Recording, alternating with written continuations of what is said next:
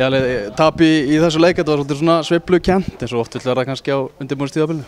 Já, ég meina þetta var bara svona smá stýrileiki og þetta er ekki orðið smurðið vel ennþá báðum liðum, þannig að við þess að búast. Við vorum bara að vinna í ákveðnum hlutum í dag og tókst ágætlega köflum. Þannig að svona sumt gott og sumt ekki nægilega gott. Já, ég meina við fengum 4 mörk á okkur, maður sætti sig aldrei við það, en það voru alveg hlutir sem við erum búin að vinna alla vikuna sem við vorum ánægðir með og það er bara gott að það skilir sér í leikjum stundum, það sem maður er búin að vinna í heila viku. Hvernig er svona annars með leikmannahópinn? Þið náttúrulega í leita styrkingum, hafið ekkert falið það eitthvað á leiðinni? Nei, við náttúrulega, það er eitthvað, það er alltaf einhverjar meldingar.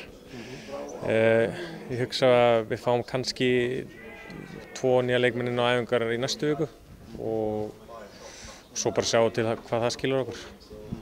Þannig að þið notur náttúrulega bara enn Lengjubikar til að þróa ykkar leik og undirbúa ykkur fyrir sumar?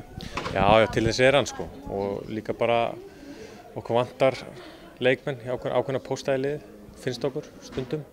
En núna eru náttúrulega menn sem eru þarna núna og þetta er bara þeirra sæti til að tapa í rauninni og þannig að þetta verður bara spennandi mót. Þú komin í nýtt hlutverk sem aðstoðarþjálfari, hvernig ertu að fíla þig því? Þetta er hundleiðilegt maður. Þetta er, ég skal viðurkenna það, þetta er kaldara. Maður er á æfingum og svona og maður vill helst vera að spila en ég er nú yfirleitt með á æfingum, sem betur fer.